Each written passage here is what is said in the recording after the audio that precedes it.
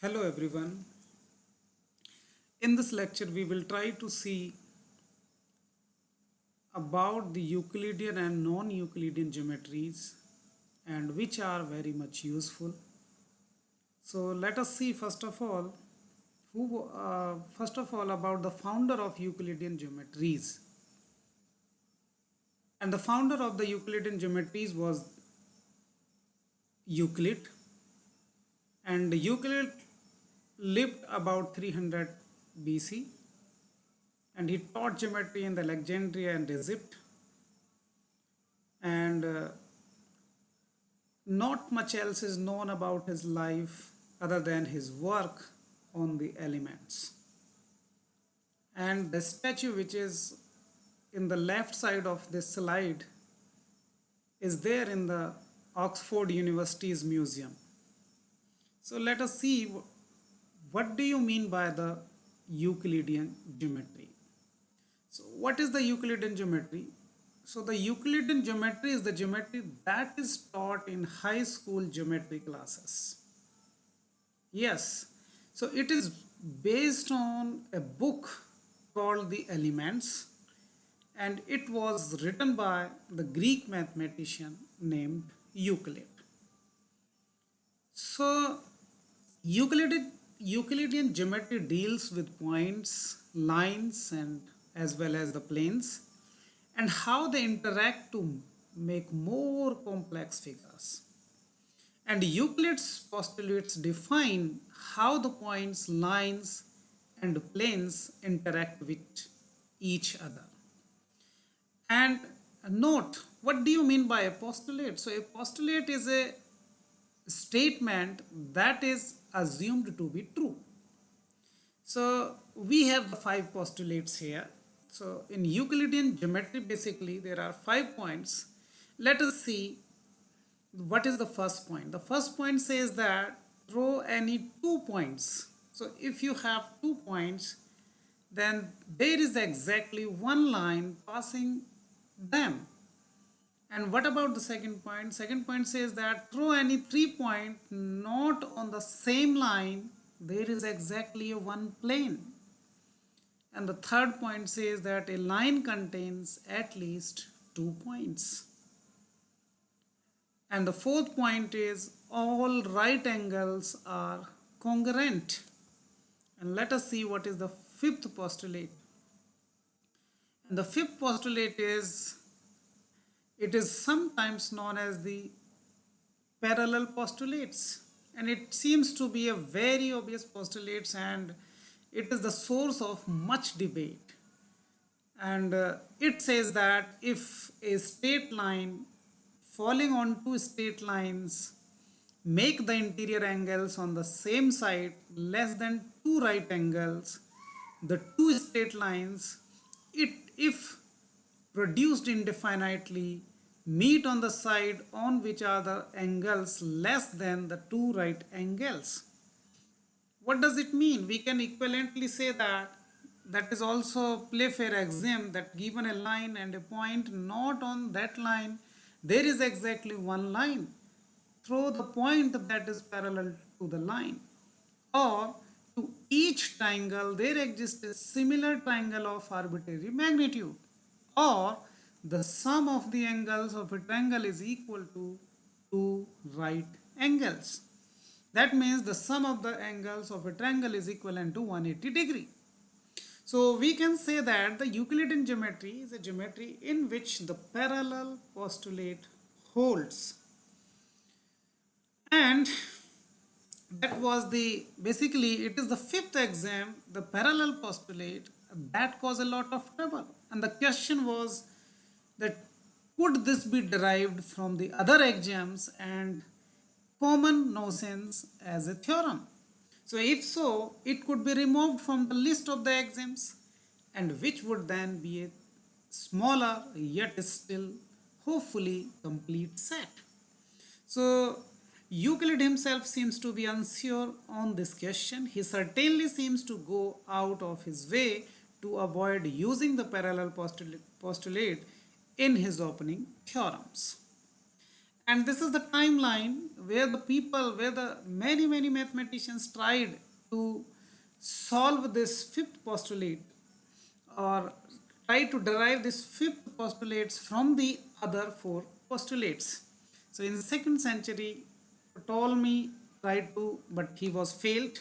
In 5th century also, a Greek philosopher Proclus tried and again failed to prove the parallel postulates. And even though in 8th and 9th centuries also, the fifth postulates was translated into the Arabic and worked on it, but again all proofs were flawed. In 18th century, Playfair's postulate was made popular by the Scottish scientist John Playfair. And even though in 18th century, G. Sachari published his work on proving Euclid's fifth postulates in the Euclid's Vindicators. In 19th century, it was similarly in 19th century, it was the non-Euclidean, basically it was the 19th century when the non-Euclidean geometry was created. So we can say that the many mathematicians attempt to prove the parallel postulates to either a necessary axiom or as a theorem, but all failed. They all failed till the 19th century when the Gauss and Bolyai and Lobachevsky, they found a solution. All three mathematicians, all these three people found a solution. And they had the idea of replacing the parallel postulate with another axiom without removing the idea that the axioms should be consistent.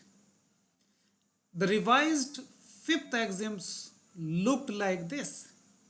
So it was like this, that given a line and a point not on the line, there are infinitely many lines parallel to the given line through the point.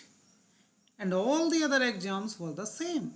This new geometry was shown to be consistent, and so another geometry could stand alongside Euclid's as a postulate way of modeling the universe.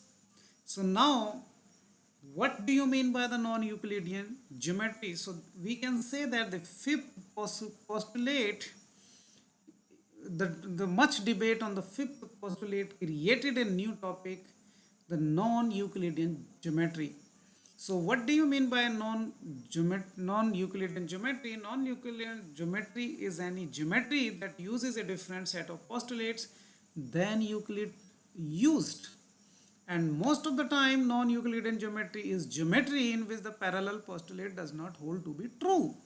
That was the much debate. The topic, fifth postulate, was the topic of the lot of trouble was there. So let us see.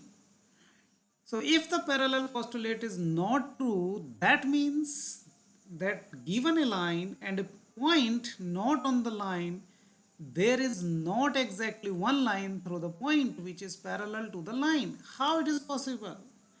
So we know that points, lines and the planes are undefined terms. Their meaning comes only from postulates. So if we change the postulates, we can change the meaning of the points, the lines and the planes and how they interact with each other. This is most easily seen by an example. Let us see. So in spherical geometry, the main difference between the spherical geometry and the Euclidean geometry is that instead of describing a plane as a flat surface, a plane is a sphere. And a line is a great circle on the surface. A great circle is any circle on the sphere that has the same center as the sphere. And the points are exactly the same, just on a sphere. Now the question is, are Euclid's postulates true in spherical geometry? So let us see one by one. Throw any 2 points, there is exactly one line. Yes, it is true. Throw any 3 points, not on the same line, there is exactly one plane. Yes, it is true. A line contains at least 2 points. Yes, it is true. All right angles are congruent. Yes, it is also true. Number 5, fifth point, given a line and a point not on that line, how many lines can be drawn through the point that are parallel to the line?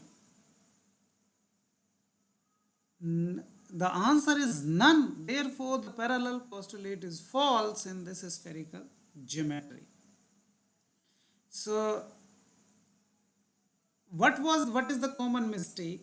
So, except for the circle in the middle, these horizontal circles do not share a center with the sphere and are therefore cannot be considered parallel lines even though they appear to be parallel. So other strange things happen in spherical geometry. Lines always intersect at 2 points, not at one. Like we can see, it is clear through the diagram. The angles in the rectangle don't have to add up 180 degree. We can see it is clear from the diagram. The summation is 270, not the 180. And spherical geometry is so strange because the earth is a sphere. And Euclidean geometry cannot be used to model the earth because it is a sphere. Instead of the Cartesian coordinates used in Euclidean geometry, longitude and latitude are used as to define position of points on the earth. So similarly, the lines of the longitude are the great circles running between the north and the south poles, and the center longitude is called the prime meridian, and longitude is measured in degrees east or west from the prime meridian. So all these facts we know. So any location also, suppose we want to find out any location on the earth, it is also it can be written in terms of the latitude and as well as the longitude. So spherical geometry is very much useful. So not only the spherical geometry, so therefore the astronomers use a similar concept to find the position of the stars and other objects in the sky. So it's very much useful. So there are other geometries also. So spherical geometries must be used in some cases. Let us see. Finding long distance for flights, driving or sailing, predicting path of the weather, map making. But the Euclidean geometry works well in most cases, like finding most distances of the length, most everyday activities that require geometry like the construction, drawing, etc. There the Euclidean geometry is useful. There are other geometries also, but spherical geometry is the one example of the non-Euclidean geometries. Like Riemannian geometry is also there. Like hyperbolic geometry is also there, and it is used to model space since Einstein's theories imply that space is curved. So these geometries are also useful. Thank you.